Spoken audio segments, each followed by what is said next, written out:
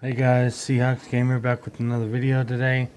Wanted to go over the 2017 Seattle Seahawks schedule.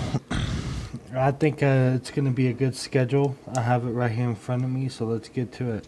Week 1, Seattle in Green Bay. We always play Green Bay tough. They always play us tough. I think it's been pretty even the past 4 or 5 years we've been playing them, playoffs and regular season. Um, I am gonna be cautiously not optimistic about this one. We can pull it out. I think our offensive line is too young to manage Green Bay's defense. I think our offense, everything else is pretty good besides our O-line. Our defense can hold its own against Aaron Rodgers, so I'm going to say this one is an L. Okay. San Francisco at Seattle. We all know that Colin Kaepernick, he's now looking for a job. He might come to Seattle, hopefully, as a backup. They're still too young. They're still in the rebuilding phase, so I'm going to put a win right there. Plus, it's at home, so we're 1-1 so far. Tennessee, Seattle at Tennessee. That's a win. There ain't no way, even in their own home, that they're going to be able to beat us. Sunday night, the headlining game, Indianapolis at Seattle. Again, even though last week we played Tennessee, we were in Tennessee. Indy's got to come to Seattle. Their offensive line is trash. Their defense is trash. Really, the only saving grace on the team is Andrew Luck. So I'm gonna go ahead and put a win right there. So we're 3-1. Seattle at Los Angeles Rams. Rams always play us tough, but going through a head coaching change, and Jared Goff isn't really as well as they thought. So I'm gonna put a win right there. So 4-1, going into our week 6 bye. Early bye. I really don't like early buys. I like them week 8 to like week 10, but we'll take what we can get. Coming off of our bye, we have Seattle at New York Giants. I mean, we know that stadium well because we won our first Super Bowl there. The Giants, they're a good team. They got pieces on both sides of the ball. Eli Manning, don't ever count him out. The run game needs work, but they're stout. They're a stout team nonetheless. But I'm gonna go with the win right here. I think we could pull it out. Okay, so next two are back-to-back home games for us. Houston at Seattle. There's no way they're going to come to Seattle and beat us. Washington at Seattle. They're good, but they're not Seattle good. So I'm going to put another win right there. Seattle at Arizona.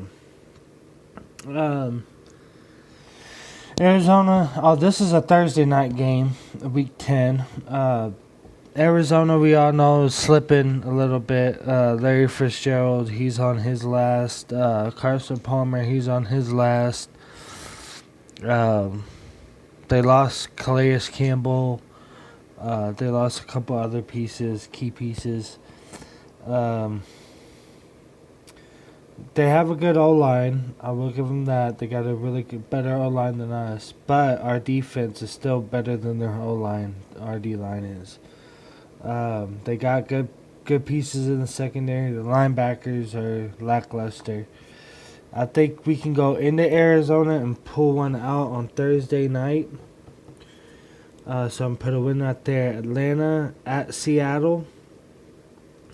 Now this one, it's a Monday night game. Okay, so it's prime time. That's going to be a good-ass game. I think we beat them last season in the regular season. but they beat us in the playoffs to go to New England, and we all know what happened with that game. I think we can pull out a victory, but that's going to be a tough one. But just because I don't want to go just when I'm being realistic here, I'm going to put a loss. Seattle at San Francisco. Again, I think we can win.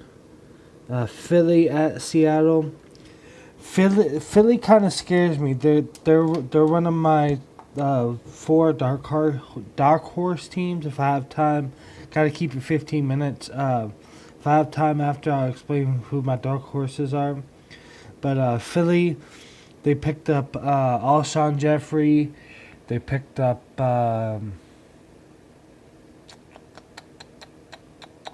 Torrey Smith, who I like. They picked up their running game. They should have drafted Joe Mixon. They had the chance. They could have even had Reuben Foster and Joe Mixon. But that would have definitely... They probably would have won the division with just that. But they picked up Sidney Jones in the draft. So they got a corner now, a decent corner. Or should be a decent corner anyways. But I think Philadelphia still doesn't have enough pieces to beat us. So I'm going to put a win. Seattle at Jacksonville, my second dark horse team. Jacksonville got fucking good this offseason. They picked up my running back that I wanted, Leonard Fournette, who's a fucking monster. They picked up Cam Robinson from Alabama, the left tackle. They picked up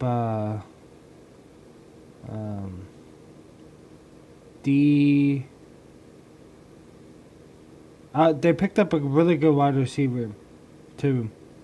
So their offense is going to be... Hoo-wee! They're going to have a stacked offense. Their defense... They picked up some good talent in free agency, too. Aboye or whatever from the Texans. Lockdown corner. I'm going to put...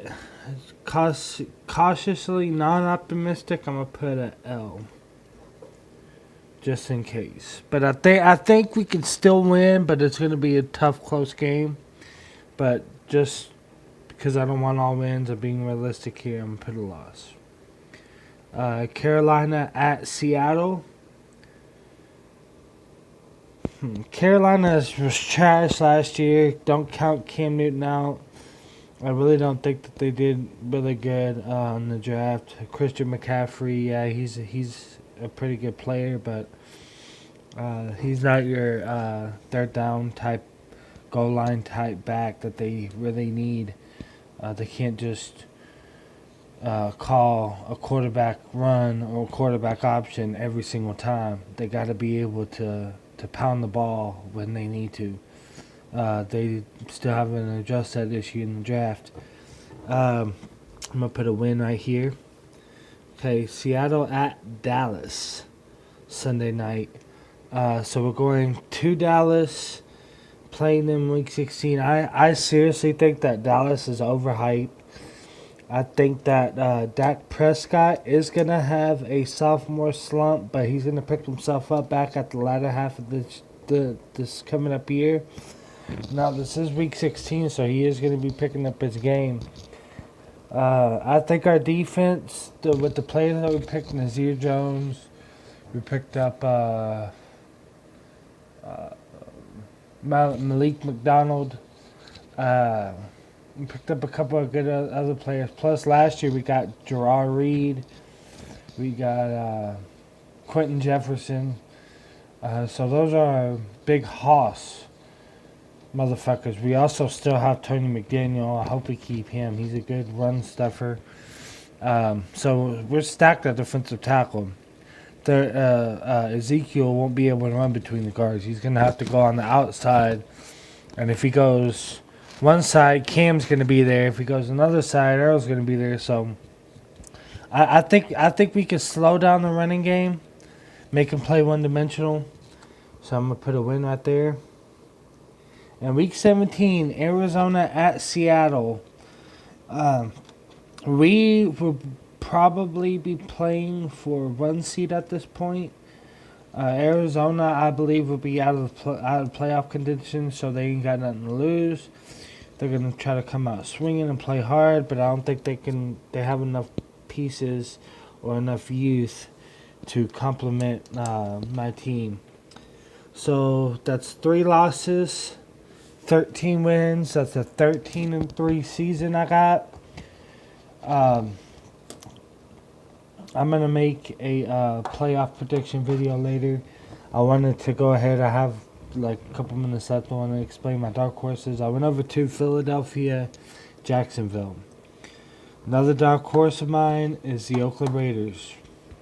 Marshawn Lynch. Yeah, he's a little older. He ain't going to be the same power back in Seattle that he was in Seattle. I'm sorry. But he's still going to be a good back. He's still going to be a good back. Amari Cooper, we all know. Derek Carr, David Carr brother. They got a pretty good O-line.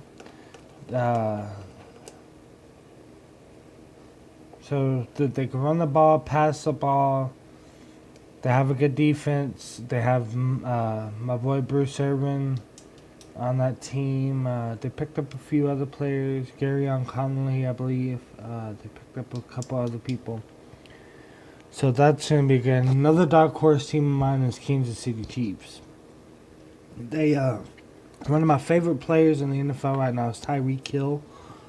Very explosive, dynamic player.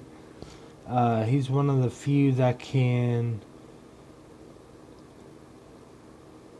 start in the running back position, flank out wide, run a receiver option, take it to the house, or start out as a wide, flank to the running back position and run the ball and take it to the house. He's fastest player in the NFL, strong, powerful person for such a speedy back.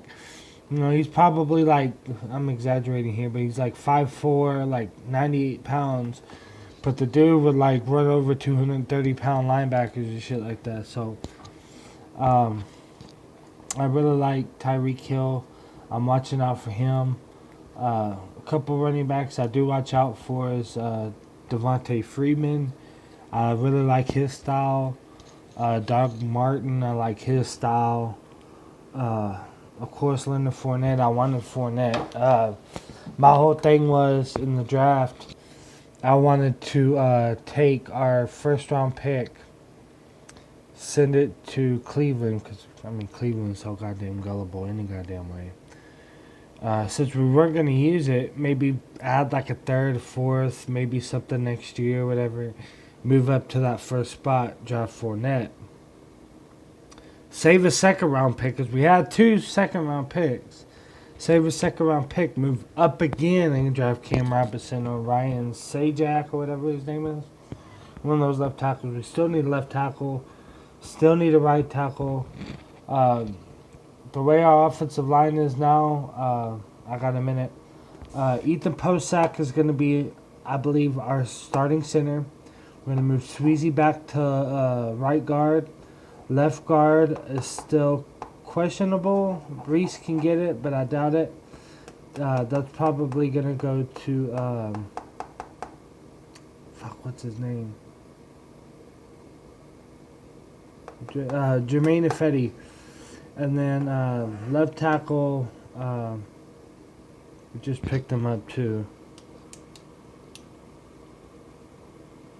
He was that guy we picked up in free agency. Okay, not Taylor Lewan, but somebody else. So right tackle, we lost Gary Gilliam. We need to figure out what we're going to do there. But anyways, guys, thank you for watching this video. Subscribe if you like it. Seahawks Gamer out this bitch, and I'll catch you guys later. Bye.